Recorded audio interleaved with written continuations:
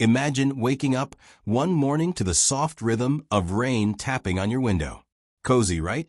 But what if it didn't stop? Not today, not tomorrow, not ever. Just endless rain. At first, we'd enjoy the novelty.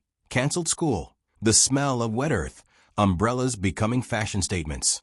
But soon, the water wouldn't soak just the streets. It would begin to flood the very fabric of civilization. Cities would drown, rivers would rebel, and the sky would turn into a relentless, weeping God. Somewhere between fascination and fear lies the truth. Earth isn't built to withstand infinite rain. Our atmosphere, soil, infrastructure, even our minds, are calibrated for cycles, not constants. The moment balance breaks, everything we've built starts to unravel. Crops rot, electricity fails, and diseases once dormant awaken. A never-ending downpour would do more than inconvenience us. It would collapse the systems we depend on for life itself. Could we adapt? Could we survive beneath a sky that forgot how to stop crying? In this video, we dive into a haunting yet scientifically grounded scenario. What if it never stopped raining? Through environmental science, psychology, biology, and speculative futures, we'll explore the dominoes that would fall, one by one, in a world ruled by water. It's not just about floods and mud. It's about resilience, breakdown, and the fragile beauty of equilibrium. Welcome to a world where every drop counts, because it never ends. At first, it feels like an inconvenience. Public transport slows, weekend plans get canceled, and weather apps become daily rituals. People buy more umbrellas, wear waterproof boots, and joke about building arks. But behind the humor, a subtle anxiety begins to grow. Meteorologists offer no explanation. Forecasts become repetitive. Rain, rain, and more rain. Something feels wrong. In the second week, urban drainage systems start to fail. Streets flood, basements fill, and water treatment plants are pushed to their limits. In wealthier regions, sandbags and pumps offer temporary relief. In poorer areas, chaos brews. Emergency services are overwhelmed. Already, the rain is not just a weather pattern. It's a public health threat. By day 20, psychological strain sets in. Lack of sunlight leads to seasonal affective disorder, SAD, in millions. The constant gray sky dulls mood and motivation. People report insomnia, irritability, and panic. Memes and videos flood social media, masking despair with humor. But beneath the surface, collective unease simmers. Infrastructure begins to fracture. Delivery routes are blocked, supermarket shelves start to thin, and energy grids face short circuits. Remote workers lose connectivity. Schools remain closed. As roads disappear beneath water, communities become isolated. We see the first signs of migration, not from war or poverty, but from precipitation. The month ends with a shift in perspective. This is no longer temporary. News anchors use new vocabulary: persistent rainfall crisis, extended meteorological anomaly. Governments deploy the military to manage flooded zones. Some scientists whisper the unthinkable, that this might not stop.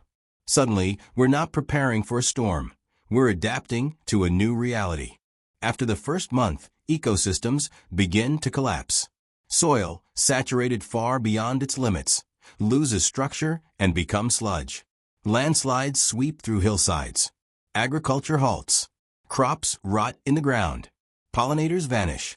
Fungi and mold thrive. The rain doesn't just feed, it unravels life at the roots.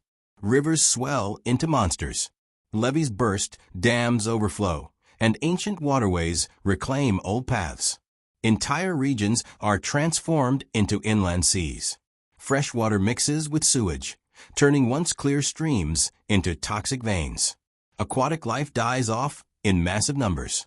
Fish float belly up in waters that should have been their sanctuary. Urban nature fights back in strange ways.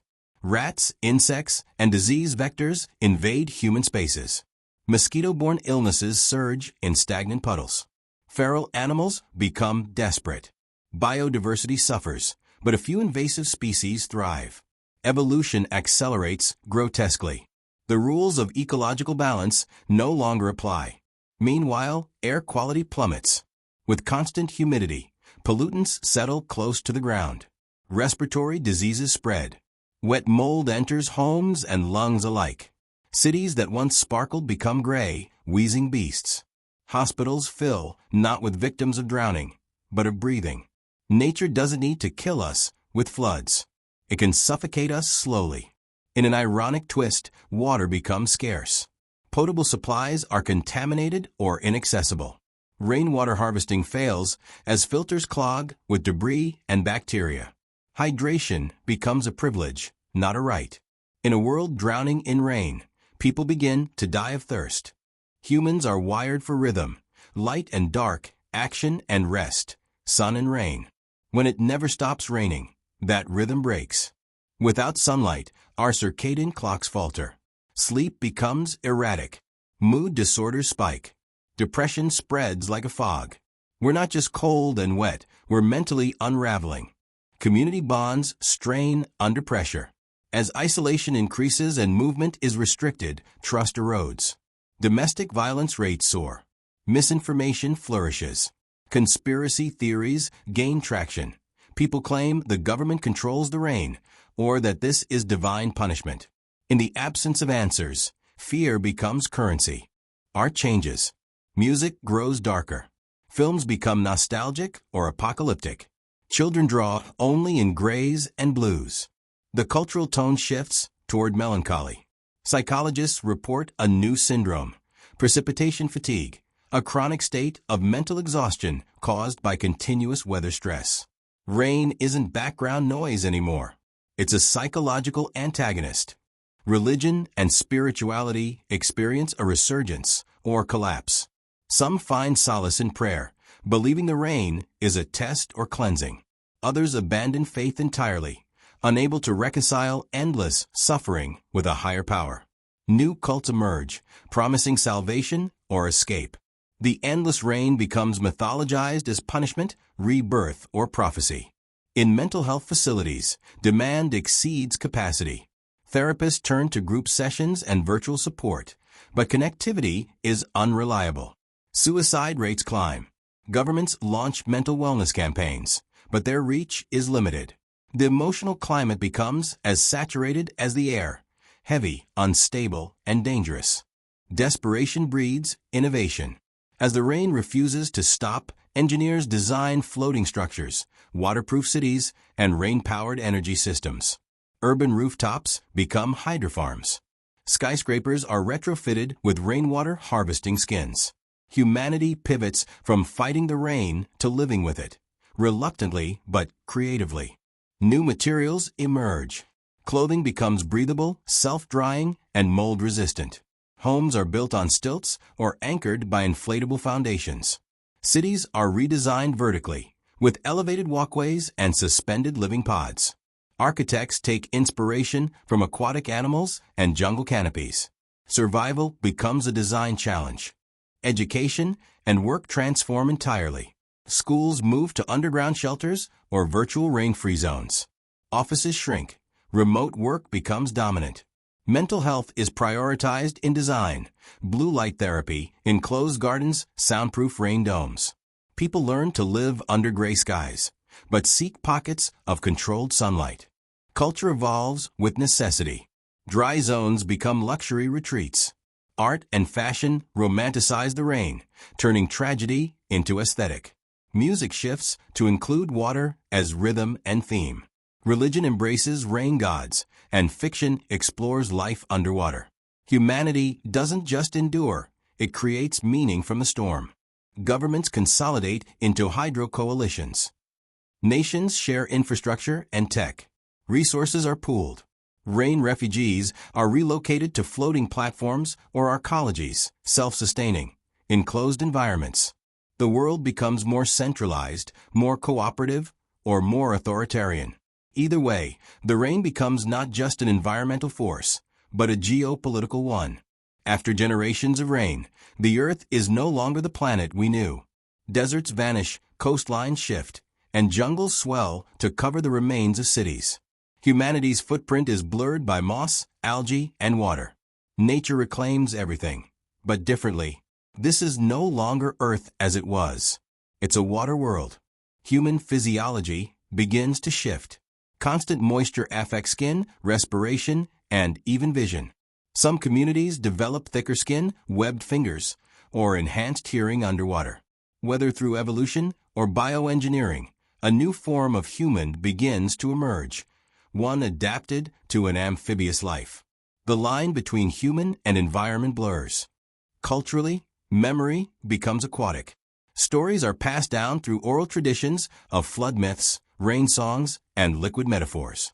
Language shifts to prioritize fluidity, transformation, and flow.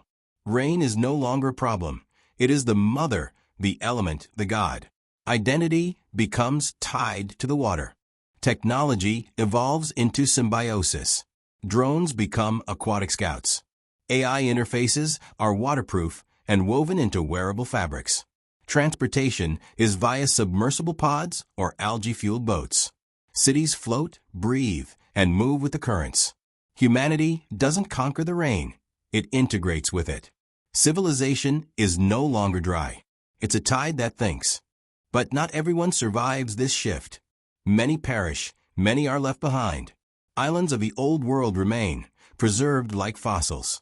Some cling to dry myths, waiting for the sun. Others embrace the new era. Humanity fractures and reforms into something stranger, something fluid. The world did not end in fire or ice. It ended in water and began again. The idea of endless rain may sound like fantasy or horror, but it's rooted in a deep truth. Our world is delicately balanced. Disrupt one part and everything shifts. From soil to psyche, infrastructure to imagination, unending rain reveals how interconnected and fragile our systems truly are. And yet, within that fragility lies a strange power, adaptability. Humans, like water, can flow.